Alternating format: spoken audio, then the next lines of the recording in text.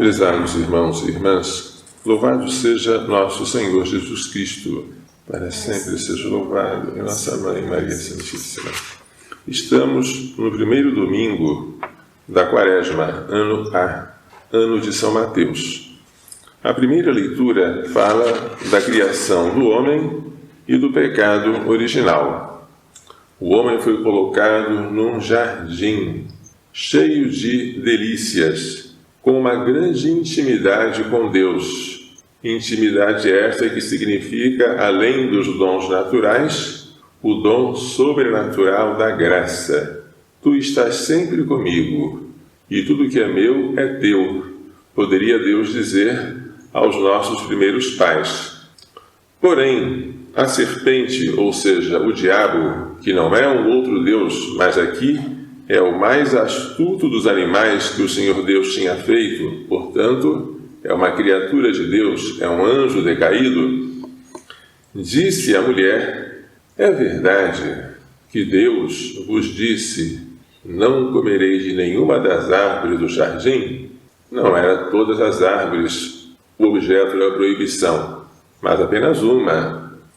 E a mulher se deu o trabalho de dar explicações à serpente, o que nós nunca devemos fazer. E a explicação foi longa. Do fruto das árvores do jardim nós podemos comer, mas do fruto da árvore que está no meio do jardim, Deus nos disse: não comais dele, nem sequer o toqueis, do contrário, morrereis. Agora a serpente contra-ataca com a mentira: não, vós não morrereis.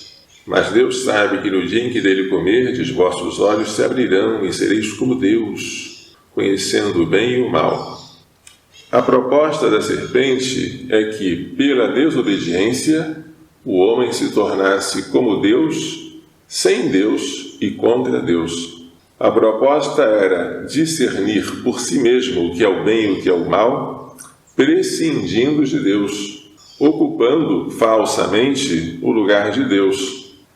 Um outro erro da mulher foi olhar para o fruto. A mulher viu que seria bom comer da árvore, porque era atraente para os olhos. Se o fruto é proibido, não devemos olhar para a tentação. Colheu um fruto, comeu, é o outro erro. Cometeu o pecado. Como resultado da tentação, a que ela não soube resistir. E deu também ao marido que estava com ela, e ele comeu. Mais um erro. Entregar o fruto proibido para que o outro coma, pecar e conduzir o outro ao pecado. Como consequência, os olhos dos dois se abriram, não para conhecer coisas misteriosas, mas para perceber a própria nudez. Estão sem roupas, mas também estão sem a graça. E tentam entrelaçar folhas de figueiras para fazer cinturões para si e se esconder da presença de Deus. Este é um trecho muito triste. Por este trecho, o pecado entrou no mundo, o pecado original. Pecado este que é transmitido de geração em geração. Nós contraímos o pecado original. Não temos um pecado cometido, mas recebido. Não praticamos o pecado, não é um ato de pecado, mas é um estado de pecado. A nossa natureza conserva, desde a nossa concepção, aquela rebelião com Deus. É uma natureza ferida. E somente o batismo apaga o pecado original, mas não destrói a concupiscência, ou seja, a tendência ao pecado. O Salmo 50, salmo penitencial de Davi, pede a Deus perdão, reconhece a própria culpa, mas pede que Deus crie, com o seu poder criador, um coração puro e que infunda nele, pecador, um espírito decidido, que lhe dê de novo a alegria de ser salvo, que abra os seus lábios para anunciar o louvor do Senhor, o louvor pelo perdão. A segunda leitura, tirada do capítulo 5 da Carta aos Romanos, fala sobre a redenção.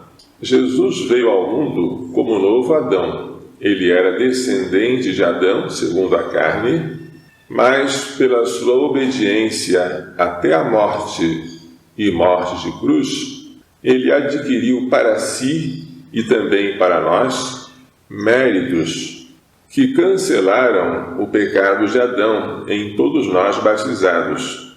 A comparação entre Adão e Cristo ocorre inúmeras vezes neste capítulo.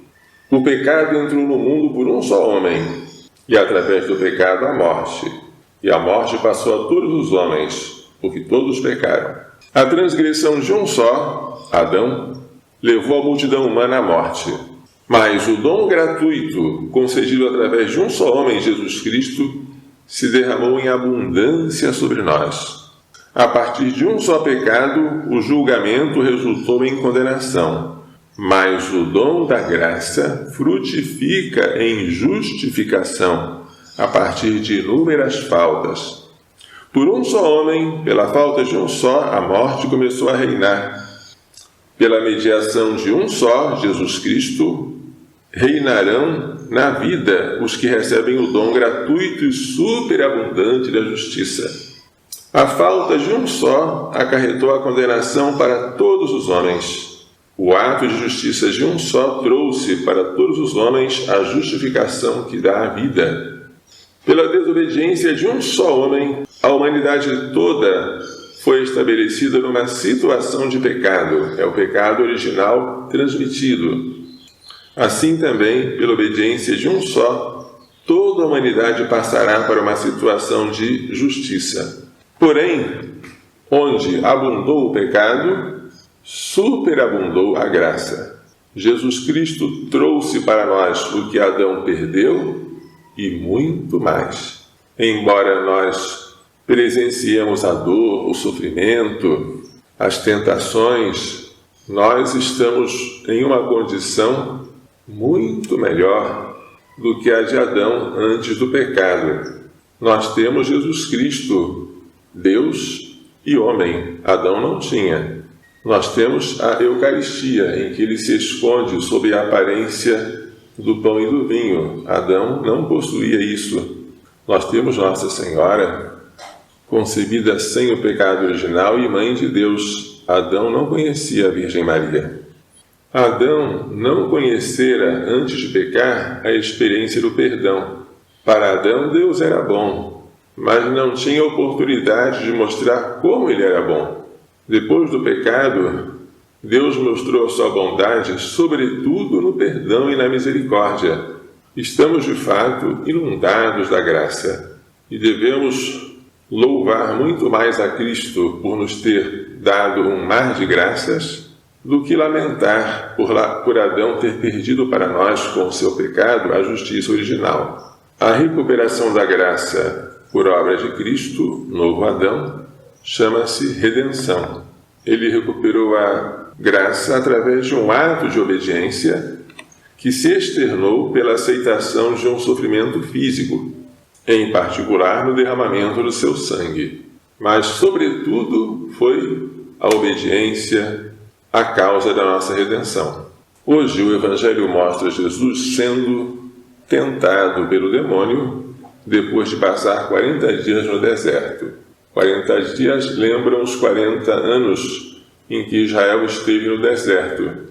Mas enquanto Israel no deserto provocava o Senhor, impacientava-se, procurava outros deuses, feria, violava a aliança, Jesus agora no deserto faz exatamente o contrário. Comporta-se como um israelita fiel, diferente dos antepassados. No deserto ele jejua. Jejuando tem fome. E o diabo aproxima-se dele para dizer: se és filho de Deus, manda que estas pedras se transformem em pães. A vitória de Jesus está com a palavra de Deus. Está escrito, ele diz várias vezes, não só de pão vive o homem, mas de toda palavra que sai da boca de Deus. Assim, ele venceu a concupiscência da carne, o desejo de prazer, o prazer de comer, porque o principal alimento é a palavra de Deus, e não o pão. Depois, Jesus foi tentado com o orgulho da vida, que é uma outra concupiscência. Do alto do templo de Jerusalém, o diabo disse: se és filho de Deus, lança-te daqui para baixo. E como o demônio conhece também a Bíblia, não para aplicá-la, mas para distorcê-la, ele a cita, porque está escrito: Deus dará ordem aos seus anjos a teu respeito, e eles te levarão nas mãos, para que não tropeces em alguma pedra. É uma explicação diabólica para levar Jesus ao pecado de aparecer diante dos homens, carregado pelos anjos, numa ostentação de orgulho. Mas Jesus responde com a palavra de Deus: está escrito: não tentarás o Senhor teu Deus, não porás o Senhor Deus à prova. Saltar do alto do templo é pôr Deus à prova. Não devemos nos expor ao perigo inutilmente, confiando que Deus nos vai proteger. Quem se joga de um lugar alto não deve confiar que Deus vai providenciar anjos para salvá-lo daquela imprudência. Por isso, aquele que se expõe à ocasião próxima de pecar não deve confiar na ajuda de Deus. Deus ajuda a quem foge das ocasiões. Por fim, o demônio tenta Jesus com a concupiscência dos olhos, o desejo de possuir. Ele mostra a Jesus todos os reinos e a sua glória do alto de um monte e lhe propõe: eu te darei tudo isso, se te ajoelhares diante de mim para me adorar. Ele promete a Jesus riquezas, glória mundana.